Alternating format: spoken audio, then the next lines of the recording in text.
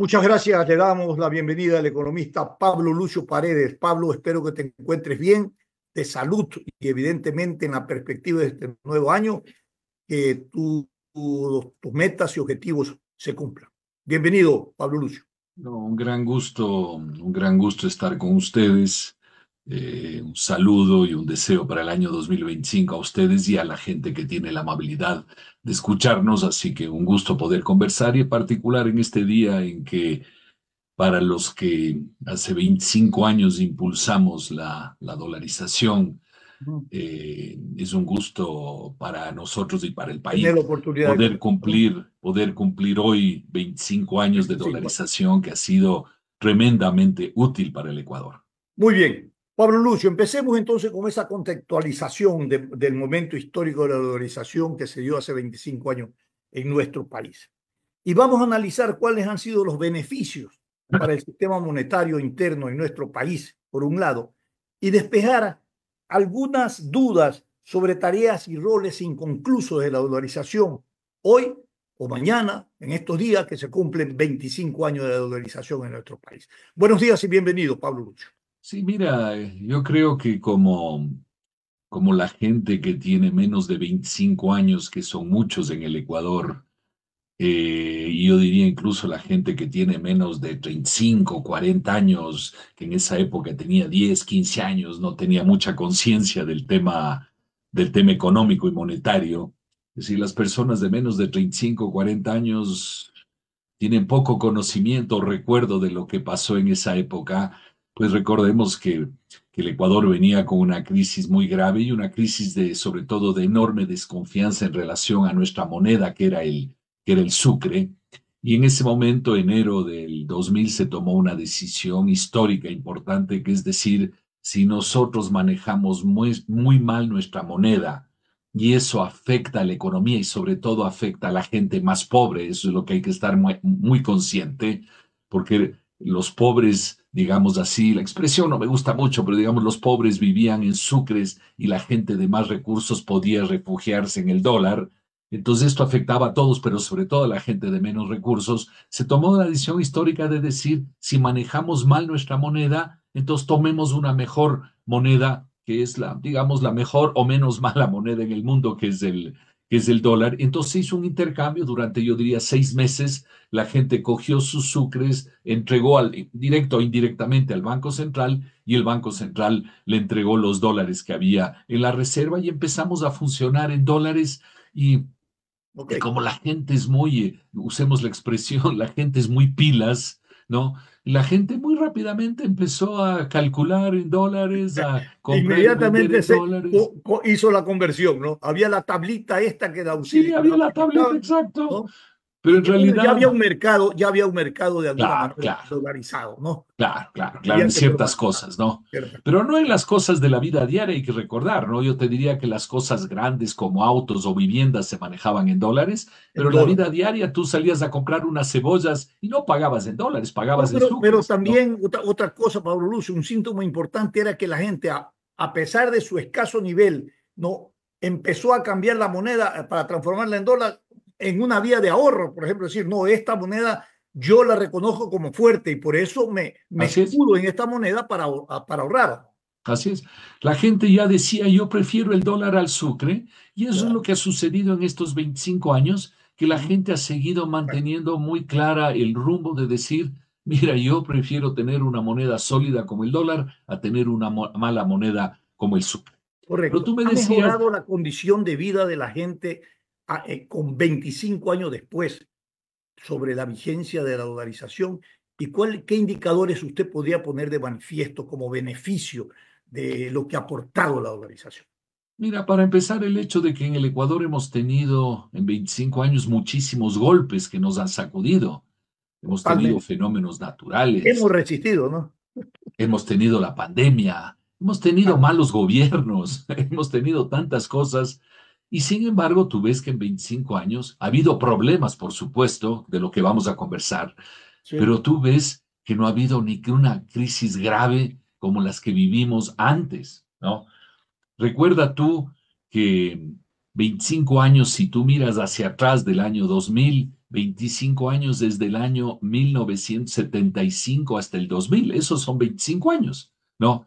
Y recuerda tú todas las crisis que hubo entre el año 75 y en el 2000, ¿no? Terrible. Hubo la crisis del año 80, La corrida 81, bancaria, todo eso. luego la crisis terrible del 87, luego, en fin, la crisis del 98, 99 que llegó a la dolarización. En estos últimos 25 años no hemos tenido crisis de esa magnitud y la razón fundamental no es que no haya habido problemas, no es que no haya habido malos gobiernos, nada de eso. Es que la dolarización nos da un piso de estabilidad debajo del cual no nos caemos. Por eso no hay ese tipo de crisis en el Hagamos Ecuador. esta descripción de este piso de estabilidad para las generaciones que no vivieron 25 años.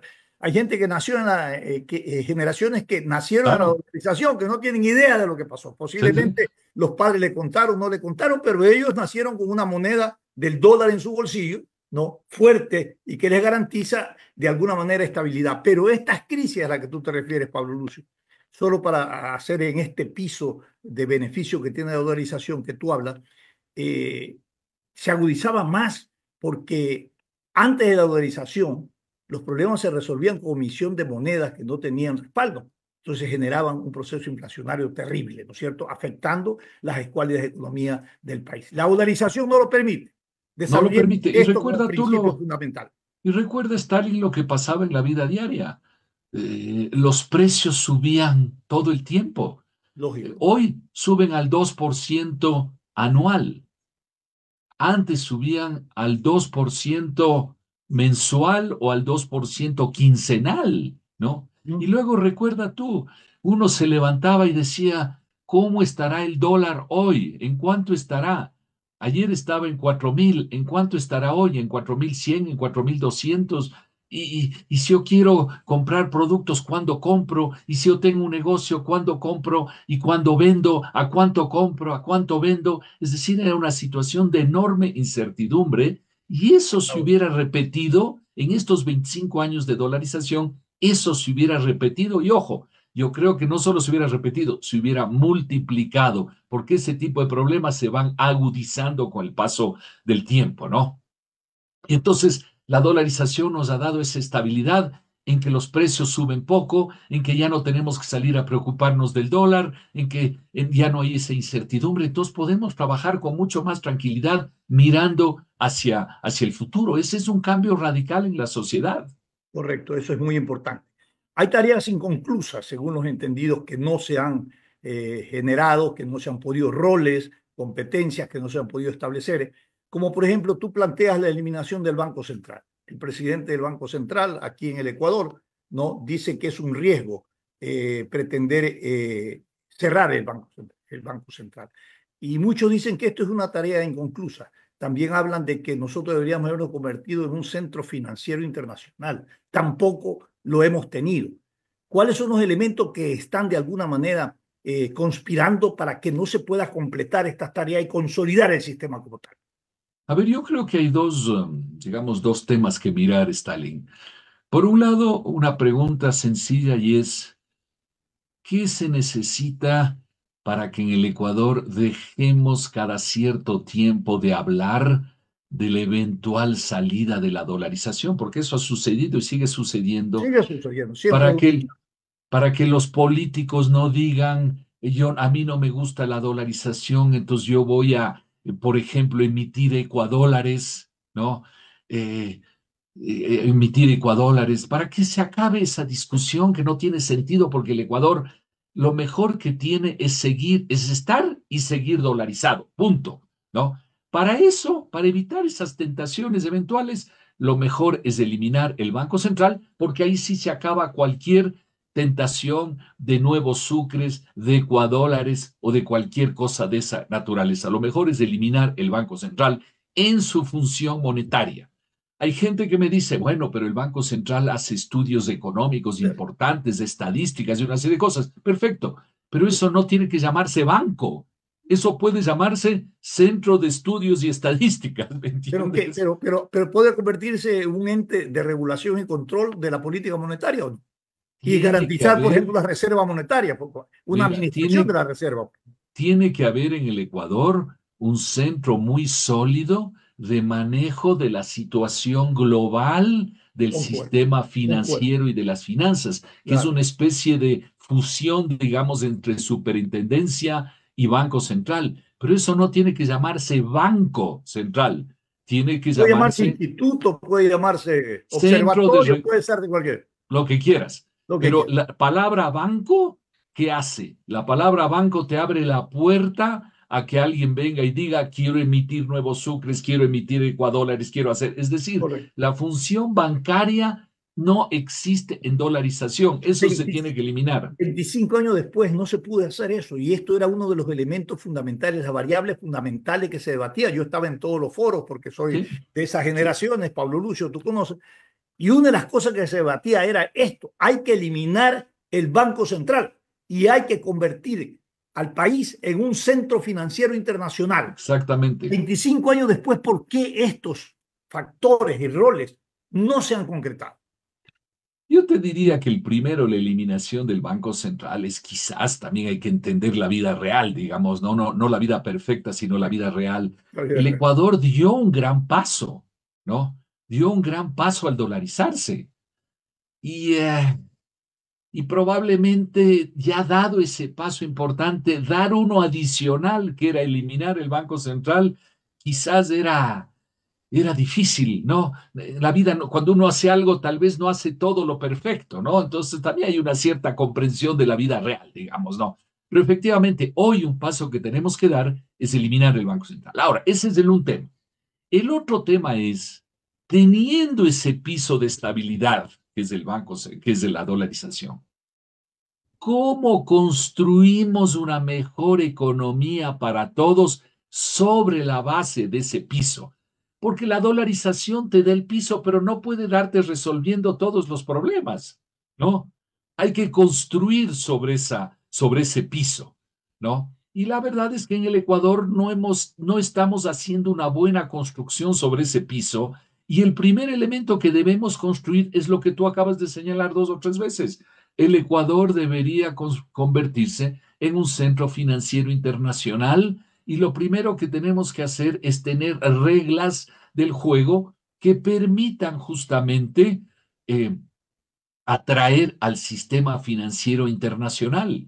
El Ecuador es de los países que tiene Correcto, menos instituciones financieras internacionales. Sí las hay, por supuesto, pero no correcto, hay tantas.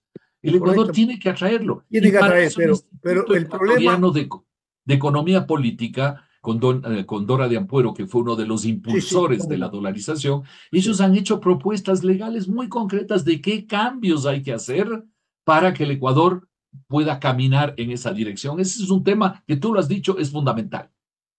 ¿A quién le interesa no dar paso a regulaciones y ¿cómo es? Y a propuestas para crear este centro internacional, ¿no? Financiero?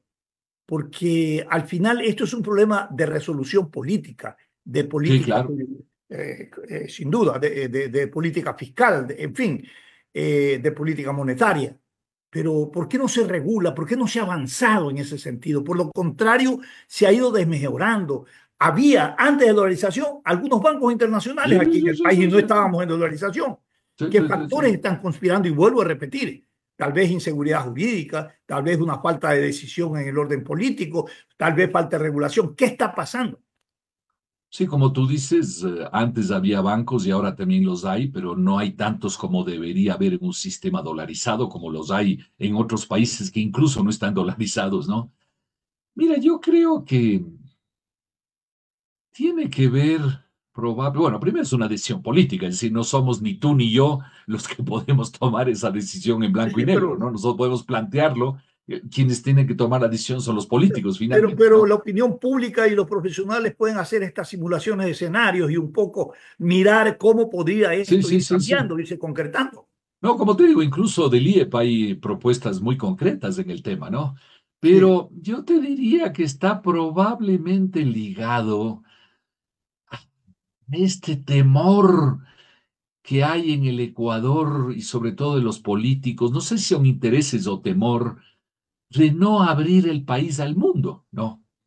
Tú ves que que los tratados de comercio, el Ecuador es el país más lento y más rezagado en materia de tratados de comercio, ¿no? Y es un país renuente a tomar esa herramienta de integración global en el orden comercial, porque hay una carga ideológica dependiendo de cada Exacto. gobierno que llega, y esto se maneja por esas antojadizas posiciones ideológicas, cuando la economía de bienestar se debe manejar para mejorar la calidad, como tú has dicho, de los ecuatorianos, de la gente. Entonces, en el tema comercial hemos sido de los países y somos de los más atrasados en materia de tratados comerciales. Y yo creo, Stalin, y tu pregunta es muy buena, pero yo creo que es ese mismo renuencia, temor a abrirnos al mundo, a integrarnos al mundo, que impide que tomemos la decisión de cambios legales que pudieran convertir al Ecuador en un centro financiero. Y no es que, ojo, hay que ser realistas, no es que el Ecuador se va a convertir del lunes al martes en un centro financiero, pero hay que abrir las puertas para que eso pueda darse y dentro de 10 o 15 años decir, caramba, dimos los pasos y hemos logrado hacerlo, ¿no? Entonces Ahora, sí, es una tarea pendiente, pero que te digo, creo que tiene que ver con estos temores en el Ecuador a integrarnos al mundo. Yo creo que hay mucha gente que desgraciadamente ve en el mundo más riesgos que oportunidades, correcto, cuando yo no tengo ninguna duda que en el mundo hay más oportunidades que riesgos. correcto. No. Yo estoy de acuerdo contigo. Voy a pasar un poco, Luego, perdón, Stalin, dice, para construir ese mejor edificio, llamemos así, que tenemos que eso, construir, como decíamos, una cosa es esta apertura financiera al mundo. Otro tema muy importante es una reforma. Tenemos algunas reformas que hacer. Una reforma fundamental es la reforma del Estado. El Estado ecuatoriano es enorme y tremendamente ineficiente, ¿no? Y aquí hay, Stalin, hay que estar conscientes, la gente que nos escucha, que si nosotros en cada una de nuestras familias o en cada una de nuestras actividades, digamos, empresariales, comerciales, malgastamos el dinero, la pregunta es muy sencilla. Cuando tú malgastas el dinero, ¿te empobreces o te enriqueces? Y obviamente la respuesta es obvia, nos empobrecemos, ¿no? Y a nivel del gobierno sucede lo mismo. Cuando el gobierno recibe, gasta cada año, ojo, este año va a gastar Stalin 48.000 millones de dólares, 48.000 millones de dólares. Si malgasta una parte de esos 48.000 millones, como sucede en la vida real, si malgasta, eso empobrece al Ecuador. Entonces, tener un Estado tan grande y la tan calidad de vida. improductivo empobrece a los ecuatorianos, no nos engañemos. No es Correcto, simplemente que uno dice, bueno, allá se malgasta el dinero, ¿qué le vamos a hacer? No, no, no, no. Hay que estar conscientes que eso empobrece a la sociedad ecuatoriana, igual que a la familia le empobrece malgastar el dinero. correcto. Ahora, justamente iba a analizar el tema de la política fiscal. Con dolarización y sin dolarización, Pablo Lucio, tú entendido en la materia, las fórmulas para resolver los problemas de la crisis, inestabilidad económica, déficit presupuestario, ha sido siempre la misma. ¿Cómo cubrir los déficits? Todos los gobiernos arrastran déficit, todos. Entonces ellos dicen, bueno, Sí, sí, sí, sí. vamos a hacer ajustes, endeudamiento y déficit fiscal. Esta trilogía macabra, todo el tiempo se pretende resolver. Y si tú lo resuelves con endeudamiento, eso recae sobre las escuelas de economía de la gente, pues. Empobrece a la gente también, pues. Por supuesto. ¿Por qué? O sea, un poco pensando en política monetaria, ¿qué cambio deberíamos tener? Y luego, en comercio exterior, no pasamos de un modelo de exportación de materia prima, de un proceso de sustitución de importaciones, ¿no es cierto? Entonces, todas estas cosas posiblemente deberíamos cambiar. Sí, sí, como te digo, eso es parte de ese edificio de mejor calidad que hay que construir sobre la base sólida de la dolarización. Es que hay que estar conscientes que tenemos una base sólida que debería permitirnos construir más de lo que construimos, ¿no? Entonces, hablábamos de la integración financiera al mundo, de la reforma del Estado. Tú dices, siempre volvemos sobre el mismo tema, déficit, endeudamiento, más Ajustes. impuestos y esto, aquello. Es cierto.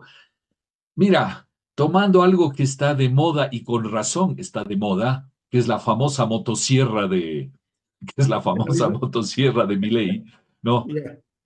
Yo creo que el Ecuador necesita eso, el Estado ecuatoriano necesita eso.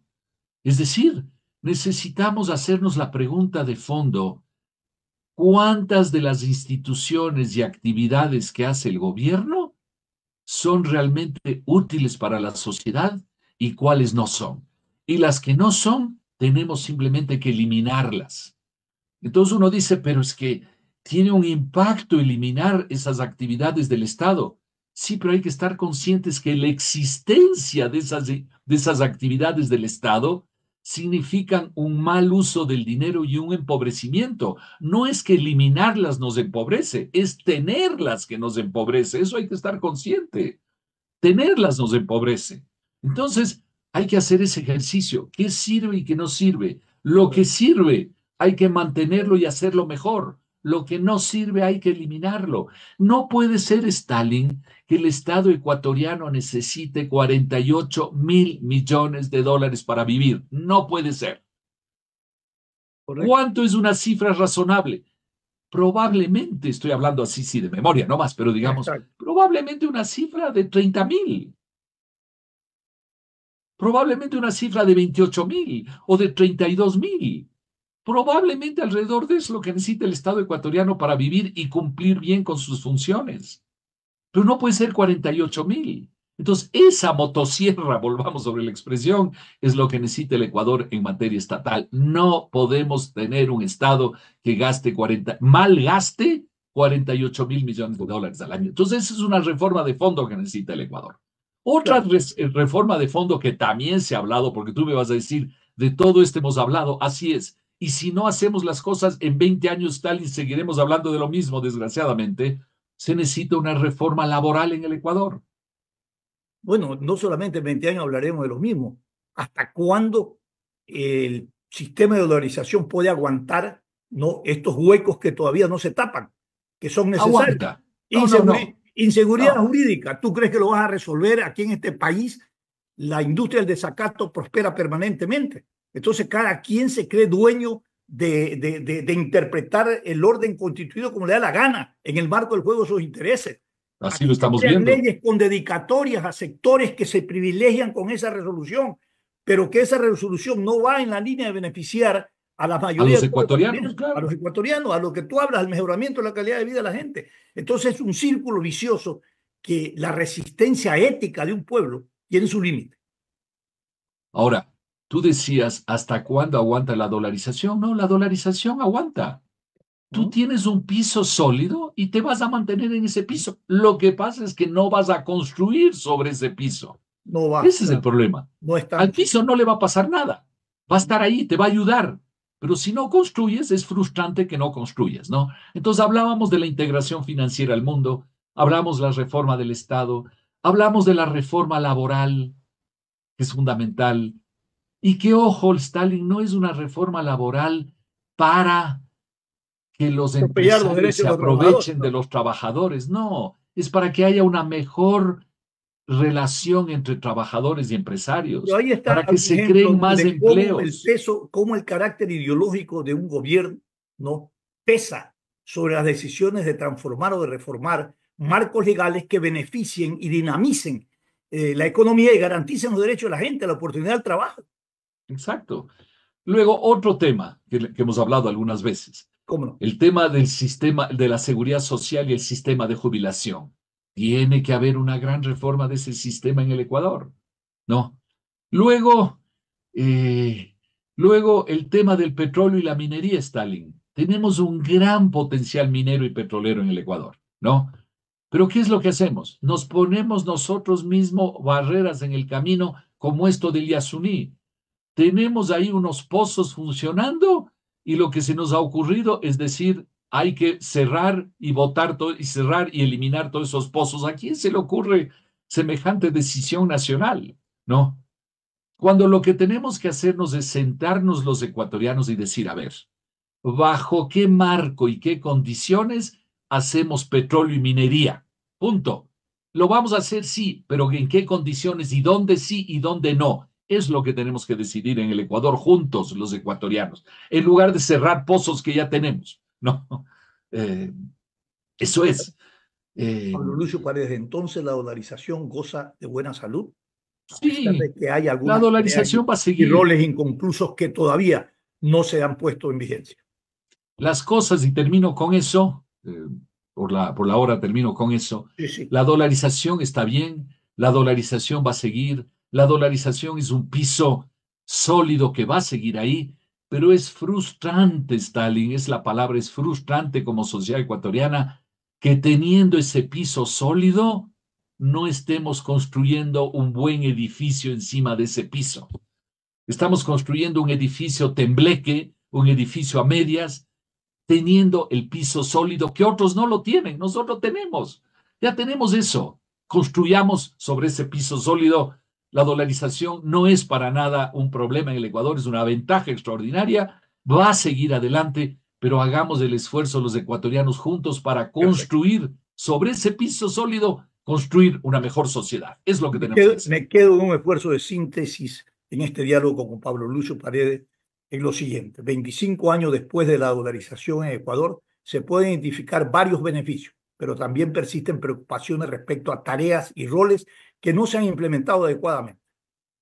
Hay que hacer, Hay que hacer hay que insistir, hay que y hay que insistir seguir molestando, así y hay es. que seguir molestando. Yo creo que la posición desde la sociedad civil, del gremio, de las academias, es muy importante para mantener latente este déficit que tenemos que cubrir. Pablo Lucio Paredes, gracias por haber estado con nosotros. Un abrazo y gracias a todos y nuevamente un buen año a todos.